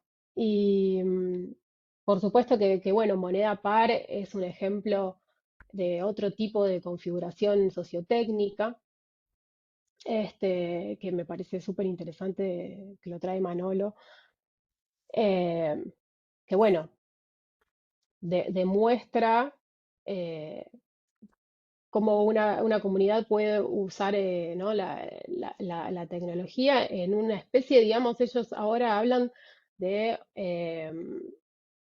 un sistema de crédito mutuo, ¿sí? Algo bastante, muy diferente a los tipos de economías que plantean las criptomonedas que más conocemos, ¿no? Y bueno, eh, nada, me llevo un montón de preguntas súper interesantes también con las stablecoins, ¿no? Que de nuevo, yo no vengo al palo económico, pero me pregunto si las stablecoins están pegadas a determinado moneda fiduciaria en el futuro, ¿qué impacto puede tener, ¿no? En la economía real. Sobre todo en la forma en que fue, digamos, cómo fue redactado esta nueva ley, la Genius Act. Em, pero bueno, como dicen todos, son interrogantes para el futuro que bueno, veremos que nos juntamos de nuevo, bueno, en otro desayuno. Bueno, va a quedar otro desayuno para más adelante. Manolo, tus Voy minutos a, finales. poquito, tenemos que ir hasta las 12, o sea que voy a tratar de hacerlo en 3 minutos. Eh, sí, a mí, yo creo que hay algo que, no lo digo con gran, digamos, con soporte científico, pero sí con algo de sentido común, me parece que la cripto va a ser un fenómeno que van a crecer, más allá de cómo se resuelve el problema de su regulación, me parece que es algo bastante probable, incluso dentro del caos, ¿sí? Tenemos caos, regulación, pero las criptos van a seguir creciendo. Creo que por una cuestión fundamental, que es la desconfianza creciente sobre los estados. Me parece que ese fue casi el objetivo original de cuando nacieron, ¿no? Era, bueno, no, la única forma de generar dinero, de generar una economía monetaria, no es a través de los estados. Y uno decía, ¿cómo va a ser así? ¿Cómo sería si no? Y bueno, estamos viendo que funciona. Me parece que hay una desconfianza en los estados. Me parece que hay una desinversión muy clara de las élites globales contra los estados. O sea que ahí se acomodan las dos cosas. Y si lo pensamos en el fenómeno argentino, si pensamos en nosotras y nosotros, pensemos el lío de la inflación, el lío de que no sabemos cuánto vale nuestra moneda, la desconfianza, todo esto que estoy diciendo, se multiplica por 50. Entonces, la alternativa de tener una moneda que pueda zafar durante un tiempo de ahí sí, del caos y la inestabilidad promovido por el Estado, ¿sí? Para la percepción de la gente común está promovida por el Estado. Es muy difícil decir, no, mirá, acá lo que pasó fue que Paolo Roca hizo tal cosa. Sí, todo bien, pero para todo el mundo, la verdad es que es el Estado de la gente del caos en algún sentido. También eso hace posible la legitimidad de tipos como los que, no, como que lamentablemente preside el país hoy. Digamos, parece que hay algo ahí que es para pensar. O sea, que es para pensar cómo este tipo de tecnologías significan en algún sentido un reaseguro, y así como lo vemos como gobierno del caos, también para otras personas pueden ser con, bueno, qué sé yo, estoy buscando una reserva de algo y lo tengo a mano con el celular y lo puedo usar para tal cosa. Eh, por más que desde el punto de vista mirándolo escalarmente, es como muy distinto porque si uno piensa efectivamente en la tecnología de minería de datos, es completamente, no está está al alcance de muy pocas personas, y eso también señala el límite de la tecnología blockchain como algo que pueda democratizar, porque ¿quién puede minar? O sea, ¿qué? No podemos andar minando todo, como decía Pablo. Bueno, yo andaba minando mi propia moneda. No, no lo haces. O sea, es una cosa que... Pero me parece que eso es importante, porque me parece que es como que lo que podemos ver en las cripto es algo así como el lugar de condensación de un montón de discusiones económicas y de discusiones sobre la percepción social de la economía, en las cuales las criptos están jugando un rol importante. Si no lo jugaran, quizás no estaríamos tampoco en este desayuno, digamos, porque no es solamente la estafa de Milei lo que lo origina, sino el hecho de que justamente hay algo que está poco legitimado socialmente respecto de las criptos. Entonces, es como que lo que tenemos que ver en el próximo desayuno que hagamos sobre esto, pasado un poco el tiempo, qué anduvo pasando con eso, o sea, si eso, cómo evolucionó, digamos, si va a tener más regulación, menos regulación, si los estados le van a dar importancia o no, qué estados, en qué sentido, cómo se va a organizar la desigualdad entre los estados a partir de la regulación de las cripto, en fin, todo eso. Pero bueno, son y 58. Así que... Bueno, me parece que hay un montón de temas dando vueltas que no vamos a poder agotar en estos pocos minutos que nos quedan. ¿Alguien quiere de los expositores completar algo, agregar algo en un par de minutos?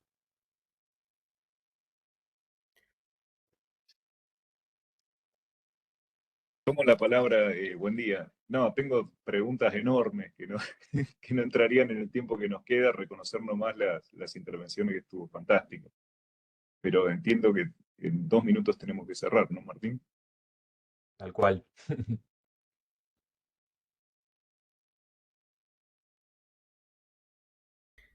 No, yo Una, simplemente que... sí, Ah, bueno, perdón. Me preguntaba por el vínculo, digamos, esto, las posibilidades de escalamiento de la, de las Bitcoin en relación con dos fenómenos muy distintos. Por un lado, la cuestión de las plataformas de comercio electrónico minorista, en qué medida, digamos, podía haber, digamos, algún vínculo estable entre el comercio minorista tipo Mercado Libre o, bueno, y las diferentes monedas, y el tema de la delincuencia transnacional. Yo no sé, digo, entiendo que hay cuestiones de trazabilidad que las hacen un poco hostiles, pero no, sinceramente no conozco para nada el tema. Bueno, me preguntaba en relación con eso, pero les decía, son cuestiones gigantes, ¿no? No sé, no hay mucho, ¿no? Para tiempo para decir, no, una sola cosa. Bueno, quizás sería la resolución de las estafas en un sentido de que hay a ver, que esa trazabilidad redunda no sé, en que esas estafas no queden impunes, por ahí puede significar a ver, una valorización de todo el entramado técnico del dinero virtual también. Si en cambio se deja como que esas estafas proliferen y no se investigan, esto va a asociar a, aún más a la cuestión, la escrito con la cuestión de los fraudes. Entonces ahí creo que, digamos, por eso está por verse. Yo decía, bueno, eso por ahora en Argentina, bueno, pero esto es una cuestión global. Entonces, a nivel global, ¿qué va a pasar? Y bueno, ahí está abierto también. Yo creo que podría ser un indicador, hablando tanto de la confianza,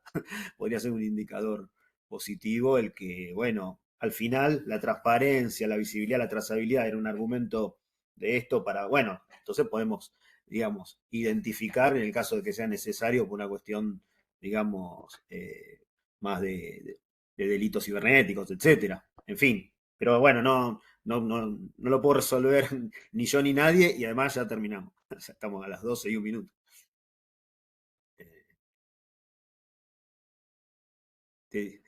Bueno, además las cripto tienen un límite cuantitativo de emisión. O sea, bueno, ese es otro punto. Pero bueno, tenemos que hacer otra reunión. No hay. Bueno, quedará para una próxima reunión, porque además me parece que hay muchas cosas que todavía están por definirse, ¿no? Y esto avanza muy rápido. Así que los comprometemos para algún encuentro futuro, para seguir hablando de este tema.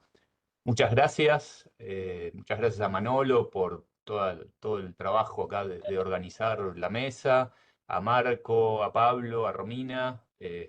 Bueno, fue un gusto tenerlos. Esto queda subido al canal de YouTube del instituto ahora en un ratito, así que bueno, lo pueden seguir consultando y seguramente circulará mucho porque se dijeron muchas cosas importantes. Así que muchas gracias y nos vemos en el próximo desayuno de coyuntura.